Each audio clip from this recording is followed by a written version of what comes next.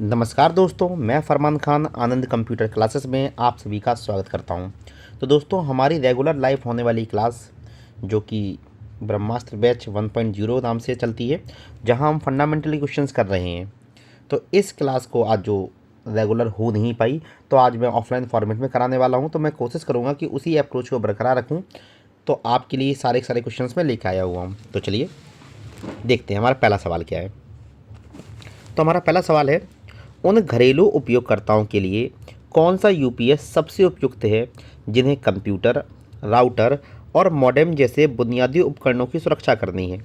Number एक, online UPS is ideal for the home users, मतलब online UPS घरेलू उपयोगकर्ताओं के लिए आदर्श है। दूसरा, ऑफलाइन या स्टैंड बाय यूपीएस घरेलू उपयोगकर्ताओं के लिए पर्याप्त है।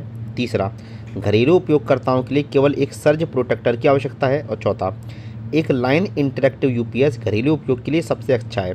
तो दोस्तों, होता क्या है कि इस तरह के सवालों में हमें पता ही नहीं पड़ता कि सवाल पूछा क्या गया है, और हमें लगता है कि हमें सब कुछ पता है और हम आंसर लगा देते हैं। तो बस हम यहाँ सवाल को देखेंगे है क्या।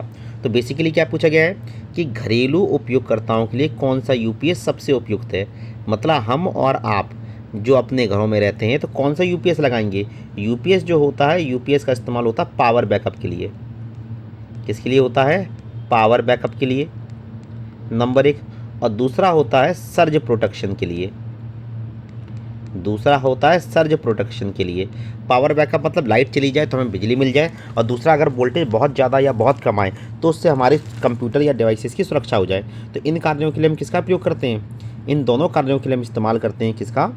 यूपीएस का। तो अब बात की गई है यूपीएस कई प्रकार के, तो कौन सा यूपीएस? तो यकीन मानिए दोस्तों कि अगर आपसे बोला जाए कि घर के लिए इस्तेमाल करना है तो सबसे अच्छा होता है जो हम और आप खरीद के रखते हैं, that is offline and stand by UPS. तो यहाँ पर आंसर हो जाएगा बी सही, याद रखिएगा। तो यहाँ पर हमारा आंसर क्या हो जाएगा? बी बिल्कुल सही हो जाएगा। क्लियर है? चलिए अगला सवाल देखते हैं। अगला क्या है? यूपीएस सिस्टम डैश से सुरक्षा में मदद करते हैं। नंबर एक, यूपीएस केवल ब्लैकआउट के दौरान बैकअप प्रदान करता है। नंबर दो, यूपीएस उच्च वोल्टेज को प्रणाली को नुकसान पहुंचाने से रोकता है। नंबर तीन, यूपीएस प्रणाली को पावर स्तर बढ़ाता है। नंबर चार, यूपीएस केवल मॉनिटर की सुरक्षा करता है। तो पहली बात, आपका डी और सी तो आंसर होंगे नहीं, ठीक है। और यहाँ पर क्या गया? यूपीएस या तो आंसर ए है या फिर आंसर बी है। अब ए और बी में से क्या लगाएं? तो यूपीएस सिस्टम किससे सुरक्षा प्रदान करता है? यूपीएस केवल ब्लैकआउट के दौरान बैकअप प्रदान करता है, मतलब पावर चली जाए तभी कार्य करेगा और दूसरा कोई काम नहीं करेगा। और जबकि मैंने क्या बताया, बैकअप तो देते ही देता है, साथ में सर्ज प्रोटेक्शन भी करता है। तो यहाँ पर ये केवल लिखकर इन्होंने सवाल को फंसा दिया, तो ये गलत हो गया। तो यहाँ पर आंसर हो जाएगा फिर से बी, यूपीएस उच्च वोल्टेज को प्रणाली को नुकसान पहुँचाने से रोकता है। चलिए अगला देखेंगे। ब्लैकआउट क्या है? ये सवाल कई बार आ चुका है सीपीसीटी में भी। और यह विद्युत उपकरणों के कामकाज को कैसे प्रभावित करता है? ब्लैकआउट तब होता है जब ब्लैकआउट पावर सप्लाई में अस्थायी कमी है, ब्लैकआउट विद्युत शक्ति का पूर्ण नुकसान है, ब्लैकआउट पावर सर्ज का कारण बनता है, और ब्लैकआउट पावर सप्लाई को बढ़ाता है। तो जब कभी भी सवाल आ जाए कि ब्लैकआउट क्या होता है, तो ये मान लीजिए द कंप्लीट, अगर हम कहें कि पावर का पूरी तरह से चला जाना, पावर का पूरी तरह से चला जाना, मतलब पावर अब आ ही नहीं रही है, तो इसे कहा जाता है ब्लैक आउट। मतलब अगर पावर एकदम से चली जाए और पावर का कुछ भी पता नहीं रहे कि भाई कितनी, थोड़ी बहुत भी नहीं है, तो इसे क्या कहा जाता है? चला जाना। तो यहाँ पर क्या कहा जाएगा? ब्लैकआउट विद्युत शक्ति का पूर्ण नुकसान है। A blackout is complete loss of electrical power. तो लाइट का पूरी तरह से चला जाना किसका उदाहरण है? ब्लैकआउट का उदाहरण है। चलिए अगला क्वेश्चन करते हैं। यूपीएस का मुख्य कार्य क्या है और यह पावर इंटरप्शन से सिस्टम की सुरक्षा कैसे करता है? तो सवाल क्या, यूपीएस का मुख्य कार्य क्या है, जो मैंने थोड़ी देर पहले बताया था। नंबर एक, यह कंप्यूटर को पावर सप्लाई को बढ़ाता है। नंबर दो, यह पावर आउटेज के दौरान बैकअप पावर प्रदान करता है। नंबर तीन, यह बाहरी उपकरणों को कंप्यूटर से जोड़ता है। और नंबर चार, यह पावर कट के दौरान डेटा स्टोर करता है। तो मैंने अभी थोड़ी देर पहले ही बताया कि हमारा जो यूपीएस होता है, यूपीएस के दो कार्य हैं। नंबर एक, पावर बैकअप के तौर पर इस्तेमाल किया जाता है, और दूसरा सर्ज प्रोटेक्शन करता है। तो पहले क्या बोल रहा है? पावर, कंप्यूटर को पावर सप्लाई बढ़ाता है। भाई नहीं, ये गलत है। दूसरा, यह पावर आउटेज के दौरान पावर बैकअप प्रदान करता है, तो ये आंसर हो सकता है। तीसरा, यह भारी उपकरणों को कंप्यूटर को जोड़ता है, मुझे पता है ये डिवाइसेस को जोड़ने के लिए इस्तेमाल नहीं होता। चौथा, पावर कट के दौरान डेटा स्टोर करता है, तो पावर कट के दौरान डेटा नहीं, पावर बैकअप है, ना कि डेटा बैकअप है तीसरा। तो आंसर हो जाएगा फिर से हमारा बी आंसर। क्लियर हुआ? चलिए अगला सवाल देखते हैं, बड़ा मजा आएगा आपको पढ़ने में। अगला देखिए, कंप्यूटर प्रणाली में एसएमपीएस का उद्देश्य यह सुनिश्चित करना है कि प्रणाली को स्थिर और नियंत्रित पावर आपूर्ति प्राप्त हो। यह एक आउटलेट से डैश में बदलता है, जिसे फिर मदरबोर्ड, हार्ड ड्राइव और अन्य पेरिफेरल जैसे विभिन्न आंतरिक घटकों में वितरित किया जाता है। नंबर 1, यह केवल कूलिंग सिस्टम को पावर प्रदान करता है। नंबर 2, यह विभिन्न घटकों के लिए एसी को डीसी पावर में बदलता है। नंबर 3, यह प्रणाली के प्रदर्शन को बढ़ाता है। नंबर 4, यह प्रणाली में डेटा स्टोर करता है। तो सवाल क्या है? कंप्यूटर प्रणाली में एसएमपीएस का उद्देश्य। सवाल अगर ध्यान से देखा जाए तो क्या पूछा गया है, एसएमपीएस का उद्देश्य क्या है। ठीक है, एसएमपीएस का जो उद्देश्य है उससे जुड़ा हुआ सवाल है। तो हम सभी जानते हैं कि एसएमपीएस का कार्य क्या है। तो एसएमपीएस का मुख्य कार्य है, ध्यान से देखिए, एसी सप्लाई को डीसी सप्लाई में कन्वर्ट करना। किसमें कन्वर्ट करना? एसी सप्लाई को डीसी सप्लाई में कन्वर्ट करना, जो कि यहाँ पर बी ऑप्शन में फिर से दिखा रहा है, एसी को डीसी में कन्वर्ट करना। चलिए अगला सवाल देखते हैं। चलिए, कंप्यूटर में कूलिंग सिस्टम सीपीयू और जीपीयू जैसे घटकों के उचित संचालन तापमान को बनाए रखने के लिए महत्वपूर्ण है। यह इन घटकों द्वारा उत्पन्न डैश यह सुनिश्चित करता है कि वह अधिक गर्म ना हो, जो प्रणाली की विफलता या क्षति का कारण बन सकता है। तो मतलब यह इन घटकों द्वारा उत्पन्न क्या करता है? नंबर 1, यह प्रणाली के लिए ऊर्जा स्टोर करता है। नंबर 2, यह सीपीयू और अन्य घटकों से गर्मी को फैलाता है। नंबर 3, यह सीपीयू को पावर प्रदान करता है। नंबर 4, यह प्रणाली के लिए डेटा स्टोर करता है। तो हम सभी जानते हैं सवाल क्या है, कूलिंग सिस्टम से जुड़ा हुआ, और कूलिंग सिस्टम का काम क्या होता है? सिस्टम को ठंडा रखना। अब ऊर्जा स्टोर तो कर नहीं सकता, तो ये तो गलत हो गया। दूसरा, यह सीपीयू और अन्य घटकों को गर्मी फैलाता है, ये आंसर हो सकता है। तो यह सीपीयू को पावर प्रदान करता नहीं, और ये नहीं। तो भाई पावर अगर हम बात करते हैं कि जो गर्मी है इसको फैलाने का मतलब क्या है कि हम एक्सपेंड कर रहे हैं, जिससे इसके आसपास का टेम्परेचर ज़्यादा ना बढ़े। तो अगर हम चाहते हैं कि टेम्परेचर बहुत ज़्यादा नहीं बढ़े, तो इसके लिए हम किसका क्या करेंगे? गर्मी को फैला देंगे। इसके लिए कूलिंग फैन वगैरह का प्रयोग किया जाता है। गर्मी को फैलाने के लिए हम किसका प्रयोग करते हैं? कूलिंग फैन का प्रयोग करते हैं। चलिए अगला देखिए, सीमोस का मतलब कंप्लीमेंट्री मेटल ऑक्साइड सेमीकंडक्टर है, और डैश अन्य विन्यास जैसी महत्वपूर्ण प्रणाली जानकारी को स्टोर करने में महत्वपूर्ण भूमिका निभाता है। यहाँ तक कि जब कंप्यूटर बंद हो, सीमोस बैटरी यह सुनिश्चित करती है कि जब कंप्यूटर का उपयोग नहीं हो तब ये सेटिंग्स बनी रहती हैं। तो सीमोस का कार्य पूछा है, यह केवल उपयोगकर्ता फाइलों को स्टोर करता है, यह समय, तिथि और बायोस कॉन्फ़िगरेशन जैसे सिस्टम सेटिंग्स को स्टोर करता है, यह पूरी प्रणाली को पावर प्रदान करता है, और यह नेटवर्क कनेक्टिविटी प्रदान करता है। तो क्या पूछा गया? सीमोस का मतलब है और डैश जैसी महत्वपूर्ण जानकारी स्टोर करता है। तो सीमोस क्या स्टोर करता है? हम सभी जानते हैं सीमोस के द्वारा डेट, टाइम और बायोस कॉन्फ़िगरेशन को स्टोर रखा जाता है। तो यहाँ पर आंसर हो जाएगा बी। क्या आंसर हो जाएगा? बी आंसर हो जाएगा, याद रखिएगा। चलिए अगला सवाल देखते हैं। निम्नलिखित में से कौन सा RJ45 कनेक्टर के बारे में सही है? नंबर 1, इसका उपयोग ईथरनेट कनेक्शन के लिए नेटवर्क केबल जोड़ने के लिए किया जाता है। नंबर 2, यह एक USB कनेक्टर है। नंबर 3, इसका उपयोग ऑडियो और वीडियो आउटपुट के लिए होता है। नंबर 4, इसका उपयोग प्रिंटर को जोड़ने के लिए होता है। तो हम सभी जानते हैं कि RJ45 जो है यह किसके लिए इस्तेमाल होता है? इसे बोलते हैं रजिस्टर्ड जैक। क्या बोलेंगे? रजिस्टर्ड जैक कहा जाता है। तो रजिस्टर्ड जैक के बारे में अगर हम देखें तो इसके में क्या, इसका फ़ायदा क्या है RJ45 का? तो RJ45 एक USB कनेक्टर है, तो आंसर है नहीं। इसका उपयोग ईथरनेट कनेक्शन के लिए नेटवर्क केबल को जोड़ने के लिए किया जाता है। तो आंसर है सही। तो पहला सही है, दूसरा गलत है, तीसरा गलत है और चौथा भी गलत है। तो याद रखिएगा RJ45 का इस्तेमाल होता है नेटवर्क में कनेक्शन स्थापित करने के लिए, to establish a connection in a network. ठीक है, चलिए अगला देखिए। USB 2.0 और USB 3.0 पोर्ट में क्या अंतर है? नंबर 1, USB 2.0 तेज डेटा स्थानांतरण समर्थन करता है। नंबर 2, USB 3.0 तेज डेटा स्थानांतरण और उच्च पावर आपूर्ति का समर्थन करता है। नंबर 3, USB 3.0 केवल चार्जिंग के लिए है। नंबर 4, USB 2.0 उपकरणों को चार्ज कर सकता है। तो ज़रा देखिए सवाल क्या है कि USB 2.0 और 3.0 के बीच में अंतर क्या है। तो हम सभी जानते हैं कि USB का वर्जन जैसे जैसे हम आगे बढ़ते हैं उसकी स्पीड भी बढ़ जाती है। तो इस वजह से क्या है, दूसरा सही, ये 3.0 के डेटा स्थानांतरण की गति 2.0 से ज़्यादा होगी। अगला देखिए, थंडरबोल्ट उच्च गति डेटा स्थानांतरण प्रदान करने के लिए जाना जाता है। निम्नलिखित में से कौन सा उपकरण आमतौर पर थंडरबोल्ट का उपयोग करता है? कीबोर्ड, प्रिंटर, बाहरी हार्ड ड्राइव और डिस्प्ले और माउस। तो थंडरबोल्ट क्या है, हाई स्पीड डेटा एक्सचेंज के लिए उपयोगी है। तो हाई स्पीड के लिए तो कीबोर्ड का प्रयोग नहीं करेंगे। प्रिंटर के लिए खुद का पोर्ट होता है, जैसे प्रिंटर पोर्ट। कौन सा होगा? प्रिंटर पोर्ट होगा। तो यहाँ पर आंसर हो जाएगा एक्सटर्नल। तो बाहरी ड्राइव या डिस्प्ले को लगाने के लिए हम किसका प्रयोग करते हैं?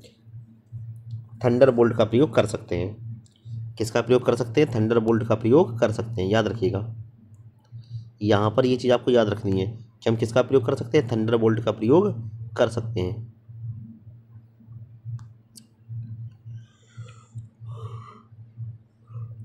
चलिए अगला देखिए, निम्नलिखित में से क्या एक USB-C का एक लक्षण है? USB-C, USB टाइप सी, जरा देखिए। नंबर 1, यह केवल डेटा स्थानांतरण का समर्थन करता है। यह पलटने योग्य नहीं है। यह डेटा स्थानांतरण और चार्जिंग दोनों का समर्थन करता है और यह केवल ऑडियो आउटपुट के लिए उपयोगी है। तो अगर हम बात करें USB टाइप सी की, तो USB टाइप सी की विशेषता क्या होती है कि भाई ये चार्जिंग और हाई स्पीड डेटा ट्रांसफ़र दोनों के लिए उपयोगी है। तो तीसरा सही, क्या सही हो जाएगा? तीसरा सही हो जाएगा। अगला देखते हैं, USB का पुरानी पैरेलल पोर्ट पर मुख्य लाभ क्या है?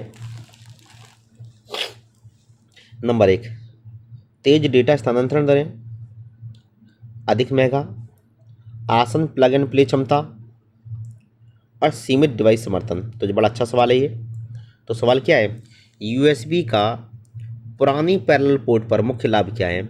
मतलब USB कैसे बेहतर है पैरेलल पोर्ट से? तो याद रखिएगा, पहला क्या है?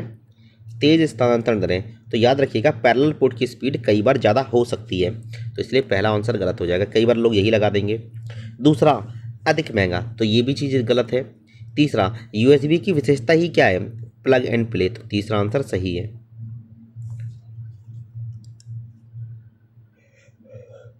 चलिए देखिए, आधुनिक उपकरणों में उच्च गति डेटा स्थानांतरण और चार्जिंग के लिए कौन सा एक USB पोर्ट सामान्यतः उपयोग किया जाता है? तो हम सभी जानते हैं हाई स्पीड डेटा ट्रांसफ़र और चार्जिंग के लिए हम इस्तेमाल करते हैं USB टाइप सी का। किसका प्रयोग करेंगे? USB टाइप सी का प्रयोग करेंगे।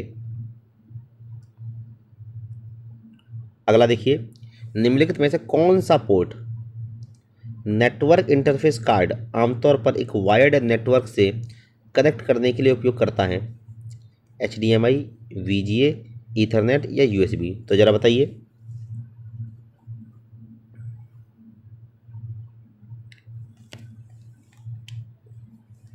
निम्नलिखित में से कौन सा पोर्ट नेटवर्क इंटरफेस कार्ड आमतौर पर एक वायर्ड नेटवर्क से कनेक्ट करने के लिए उपयोग करता है?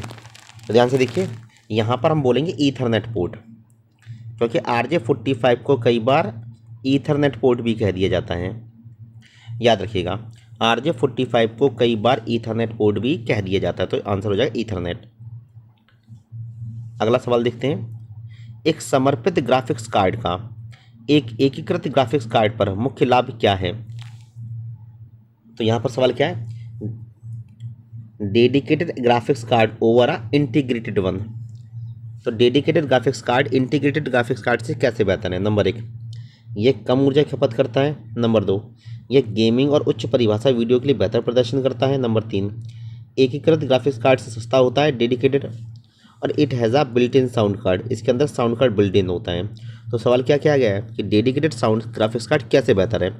तो डेडिकेटेड ग्राफिक्स कार्ड जो होता है ये क्या करता है, अधिक पावर कंज्यूम करता है, तो पहला गलत हो जाएगा। यह महंगा होता है, तो तीसरा गलत हो जाएगा। और इसमें साउंड कार्ड के बारे में कोई बात नहीं की जाती, हो भी सकता है और नहीं भी। तो क्या देखेंगे कि डेडिकेटेड ग्राफिक्स कार्ड ज़्यादा बेहतर माने जाते हैं, इसलिए आंसर लगेगा बी।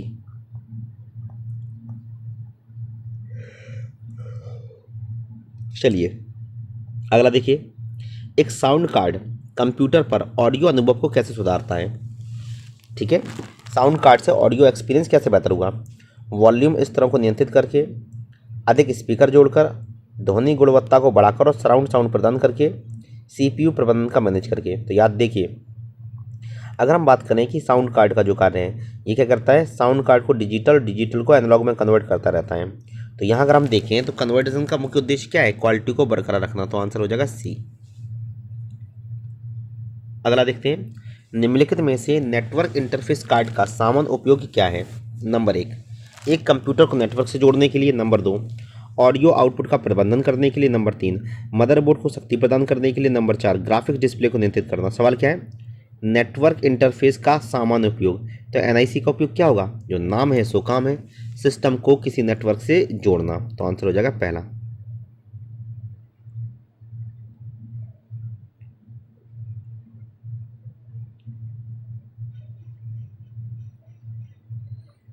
ठीक है, चलिए तो हम सभी जानते हैं क्या है, नेटवर्क इंटरफेस कार्ड का मुख्य काम क्या है, कंप्यूटर को नेटवर्क से जोड़ना। चलिए अगला देखिए, ग्राफिक्स कार्ड कंप्यूटर स्क्रीन पर छवियों को रेंडर करने के लिए जिम्मेदार होता है। निम्नलिखित में से कौन सा इसके कार्य का सबसे अच्छा वर्णन करता है। तो ग्राफिक्स कार्ड के बारे में बात की गई है। नंबर 1, यह कंप्यूटर के सभी डेटा को प्रोसेस करता है। तो ग्राफिक्स कार्ड सभी को प्रोसेस नहीं करता। यह डिजिटल डेटा को डिस्प्ले के लिए छवियों में परिवर्तित करता है। यह आंसर हो सकता है। तीसरा, यह सीपीयू प्रदर्शन का प्रबंधन करता है। तो आंसर है नहीं, सीपीयू इतनी पावर नहीं देता। चौथा, यह नेटवर्क कनेक्टिविटी को नियंत्रित करता है। तो आंसर है ये भी गलत। तो यहाँ अगर हम बात ध्यान से देखें तो आंसर हो जाएगा 20 दोबारा सही। क्यों, क्योंकि ये डिजिटल डेटा को डिस्प्ले के लिए छवियों में कन्वर्ट करता है। हम सभी जानते हैं ग्राफिक्स कार्ड का मुख्य काम क्या है, ग्राफिक्स कार्ड का मुख्य काम हो जाता है हमारी गुणवत्ता को बढ़ाना।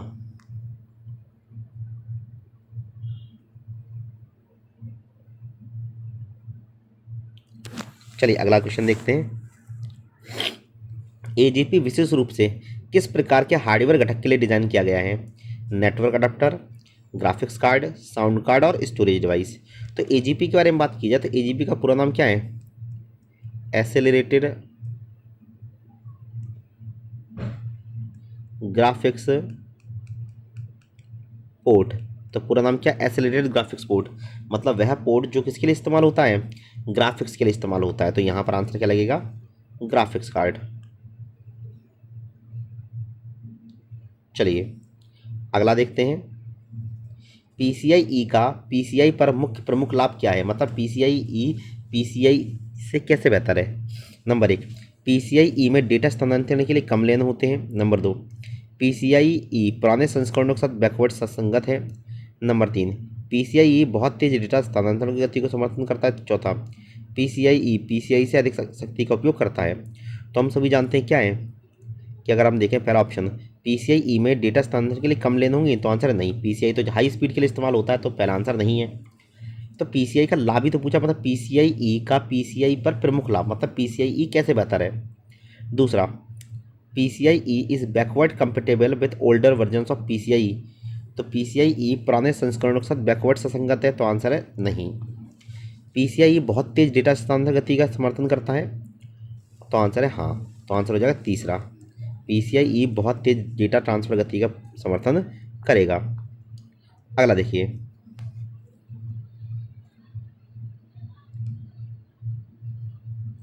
चलिए अगला देखिए, वीईएसए का फुल फॉर्म क्या है। तो वीईएसए क्या है, हमारा एक प्रकार का बस या स्टैंडर्ड है और इसका फुल फॉर्म होता है video electronic standard association. Video electronic standard association. तो आंसर है पहला। अगला देखते हैं, कंप्यूटर वास्तुकला के संदर्भ में आईएसए का क्या लाभ है। तो आईएसए का फुल फॉर्म पूछा है, industry standard architecture, internal system architecture, integrated system architecture और इनपुट स्टैंडर्ड आर्किटेक्चर। तो आईएसए का मतलब होता है, अगर हम बात करें तो आईएसए के जो बेसिकली फुल फॉर्म देखा जाए तो क्या हो जाएगा, इंडस्ट्री स्टैंडर्ड आर्किटेक्चर। पहला आईएससी का फुल फॉर्म होता है इंडस्ट्री स्टैंडर्ड आर्किटेक्चर, ये कई बार क्वेश्चन आ चुका है। इंडस्ट्री स्टैंडर्ड आर्किटेक्चर क्या हो जाएगा, इंडस्ट्री स्टैंडर्ड आर्किटेक्चर। ठीक है। अगला, मदरबोर्ड पर चिपसेट सीपीयू और अन्य घटकों के बीच संचार को नियंत्रित करने के लिए जिम्मेदार होता है। निम्नलिखित में से कौन सा चिपसेट के कार्य का सबसे अच्छा वर्णन है।